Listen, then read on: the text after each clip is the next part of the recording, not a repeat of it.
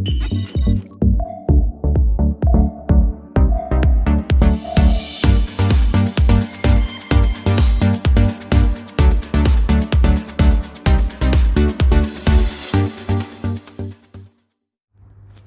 there and welcome to my channel Epic English Tutorials. My name is Sunila and I'm an English teacher, and this is my very first video that I'm going to upload on my channel, which is going to be about writing module. In case you want to know in detail that why I decided to start off this channel, you can go and watch a brief intro video that I've recently uploaded. So let's start our journey to amplify our performance in IELTS and land up with a band score of minimum 7, 7.5 or maybe 8 or 8.5. If you are a genius, you can even do that. Nothing is impossible. So I'll be shifting to the computer screen where I'm going to tell you certain tips and tricks that how you can amplify your performance in writing module. But before I go to the computer screen, let me tell you that why people don't get a good band score in writing, particularly because they don't know that how they have to start this journey. Your journey starts by identifying the topic, then by addressing all parts of the question, at the same time keeping the assessment criteria in mind. Not only that, using impressive vocabulary and also inculcating figures of speech. You can use similes, metaphors, personification, alliteration. You can use puns or paradox, or you can use idioms as well. And not only that, you have to use sentence structures such as simple sentence, compound and complex sentences as well. So it's a game that you have to play very technically by inculcating all the ingredients which are a recipe to success. So without any further delay, let's start our journey by watching the video, which is a complete beginner's guide for somebody who's struggling with writing and he or she wants to amplify his performance. And also I would request you to hit the like button, subscribe to this channel, also share it with your friends, whoever is struggling to improve his or her performance in IELTS. And also in the comments section below, let me know what are the issues that you are struggling with and you want me to answer your queries. Definitely I'm going to address them for sure. Till then, let's get started with our very first video. See you there on the computer screen. So let's see, if you are planning to appear for IELTS General, what the writing module looks like, what sort of tasks are given. In IELTS General Writing Task, you are given task number 1 is usually a formal or informal letter. Your word limit is 150 words. If you look at the screen, I'm going to highlight the important things for you. You have a word limit of 150 words for task 1 and your time is 20 minutes. And remember that task 2 carries more weightage, so whatever the circumstances are, you're having difficulty in dealing with task 1, try to finish off your task 1 within the word limit of within the time limit of 20 minutes, because the coming 40 minutes have to be spent on task 2, which carries more weightage, and you do need those marks as well. Okay, so task 1, here is an example. If you look at the screen now, it says write a short letter for a specific response. It can either be a formal letter or it can be an informal letter. Usually informal letters are also called friendly letters, which are written to your friends, to the people you know, and formal letters are also called official letters, which are written to people you don't know. So you should know the difference firstly and identify this difference right from the scratch when you read the question, so that you write your answer accordingly. Because in informal letter, your tone is going to be friendly, your tone is going to be informal, the words are also going to be used in the similar manner. Whereas in the formal letter, you have to keep a distance with a person you don't know, and your tone is also going to be formal. At the same time, your vocabulary is going to be according to the letter. That's why it's very important that you identify from the scratch, from the beginning, whether it's an informal letter or a formal letter, so that you keep the tabs on your tone, on your usage of word, on your writing style, on the format as well. Okay, so here's the sample letter for you. I'm going to highlight with pen everything in detail for you. So a friend has agreed to look after your house and pet while you are on a holiday. So what do you have to do? Look at the bullet points. You have to write a letter to your friend, and what are the things that you are required to do in the letter? If you look at bullet point number 1, you have to give the contact details. Which contact details? For when you are away, how to contact you. You have to give instructions about how to care for your pet. So what are the instructions going to be about? How to care for your pet. And the last bullet point says describe other household duties. So you have to focus on telling your friend what are the other things that your friend needs to do. So make sure you've read the question carefully, or you've already identified that this is an informal letter and your tone is going to be according to the informal letter. Your usage of word is going to be according to the informal letter, and at the same time you're going to address all these bullet points. So what you do? You just begin by addressing. You can in your mind you can bifurcate that your letter is going to be, the word limit is already so short, so you cannot be under length, you cannot be over length, you cannot exceed the word limit, it should not be less than the given word limit. So in your mind you make up a decision that okay, you have to go in a sequential manner.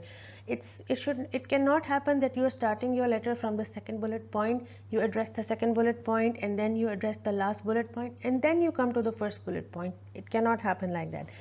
So train your mind that you have to start your letter in a sequential manner. You're going to begin with the first, by addressing the first bullet point in the first paragraph, then it's going to lead to the second bullet point, and then it's going to lead to the third bullet point. Why I am saying that? Because in the assessment criteria there are marks for the cohesion and coherence.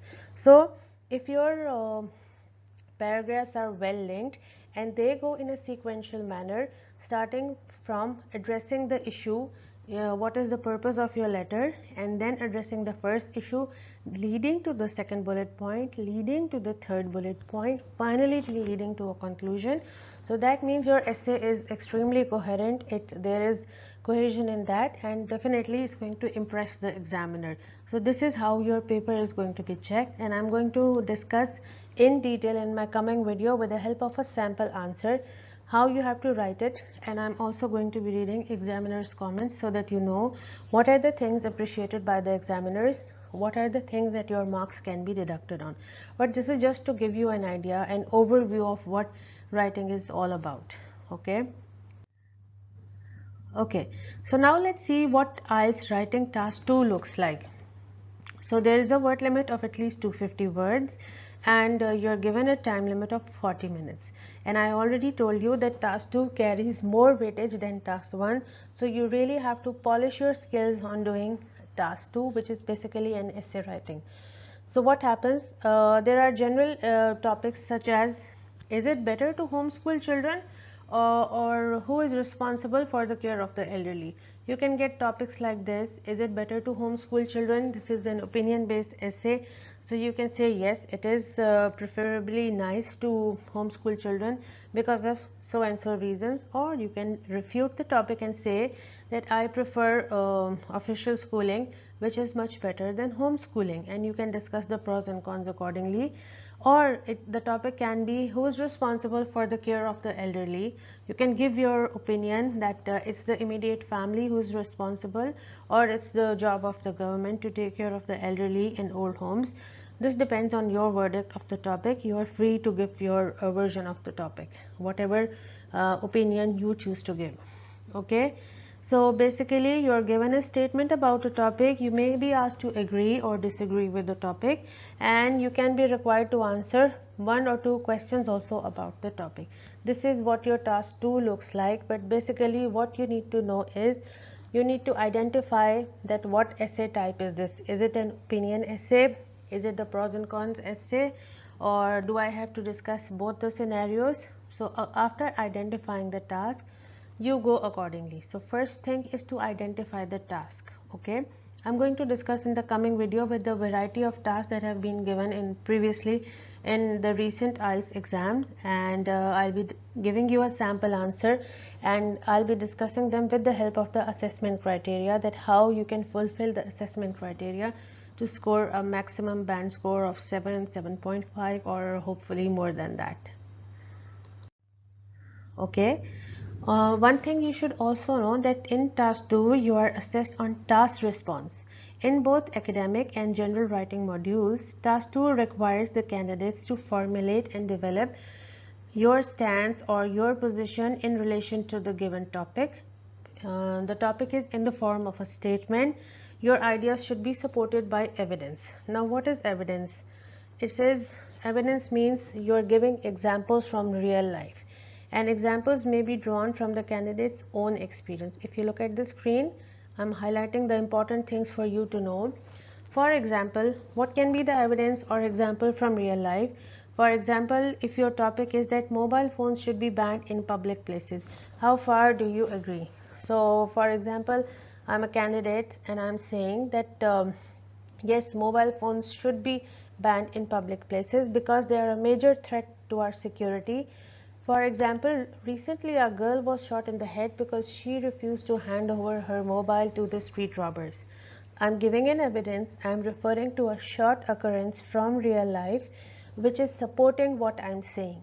So this is how you draw examples from real life. You quote an event or a recent occurrence to support what you are saying, and it gives the examiner an idea that you are not fabricating it, but it's based on something real. Okay, so let's look at the assessment criteria for task 1 in IELTS General. If you are preparing for IELTS General, your task 1 will be assessed on this criteria. First thing is task achievement. You will be assessed that have you addressed all parts of the question or not. If you have, then you have achieved the task. For example, if you look at the screen, I'm going to highlight things for you. A friend has agreed to look after your house and pet while you are on a holiday. So you write a letter to your friend. In the letter, your bullet point 1 says give contact details for when you are away, give instructions about how to care for your pet, and describe the other household duties. So if you address all parts of the question beginning in a sequential manner from task 1 leading to task bullet point 1 leading to second bullet point, then second bullet point leading to the third bullet and the last bullet point, and finally reaching the conclusion, that means you have fulfilled the first criteria, which is task achievement. Then you're also seen on the cohesion and coherence. So what is cohesion and coherence? Your letter shouldn't start randomly with a second bullet point and then you are addressing the first bullet point after that, and then finally you are going to address the last bullet point. You have to have a cohesive letter which begins with a nice purpose, that why you are writing this letter, leading to address the first bullet point, then leading to the explanation of the second bullet point, and finally reaching the last bullet point in a sequential manner. So this shows that you have an idea of how to proceed while writing in a cohesive manner. Okay, this is called cohesion and coherence. So the ideas are nicely linked in a proper sequence with each other. This is what you are judged on. Okay, then comes the next assessment criteria, which is called the lexical resource. What is lexical resource?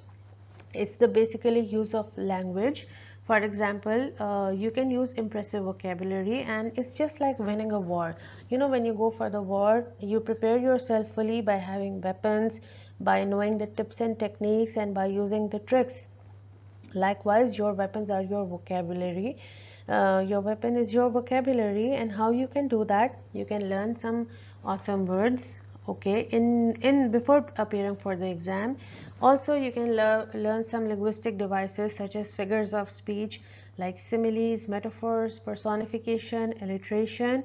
Not only that, you can also learn some idioms. So it's going to be a combination of good words, figures of speech, and idioms. So all these linguistic devices are going to make your written expression phenomenal. I'm sure you can do that, and I'm going to discuss in the coming videos. I'm going to give you these in detail.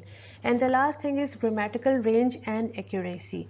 If your writing lacks this, then trust me, you are going to land up with a very low score in your IELTS writing.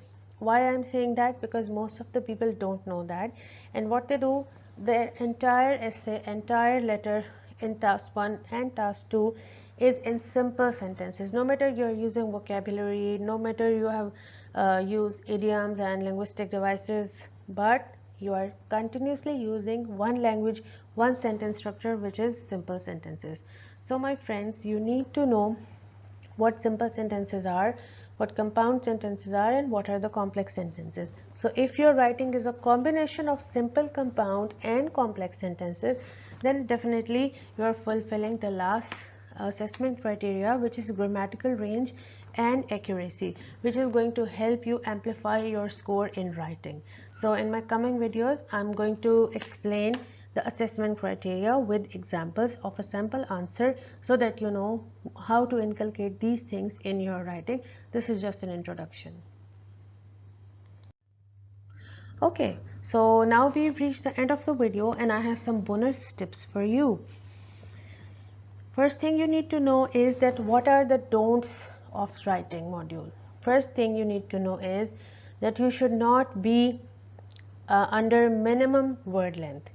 Try to avail the full word limit in task 1. If it's in task 1, if your word limit is 150 words, you must reach 150 words. Don't write an average shortly written answer. No compromise on this. You have to fulfill the full word limit. And how you can achieve that? At home, take the previous exam papers, download them and practice them, and check out your word limit and have a random idea that okay, if I write 3 paragraphs of minimum 5 lines each, that means I'm using 150 words. And the technique to do that is multiply the number of words with the number of lines so that you know the exact word limit. Okay, the second point is that your answer should not be plagiarized. I'm highlighting it for you. Plagiarize means that you've already learned a sample answer and you're writing it as it is.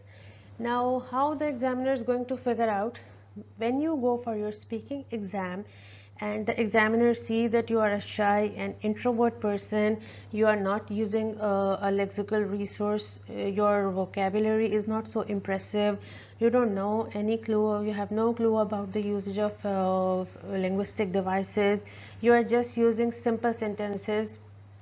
Examiner will be shocked when your score is being finalized that this person has this much score in writing, but same shortcomings have been pointed out in the speaking exam.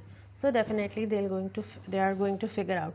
So in case you are taking help from any sample answer, then make sure that while writing you are just bringing in changes, you are adding in your ideas so that it's not completely plagiarized, it's not completely copied and pasted.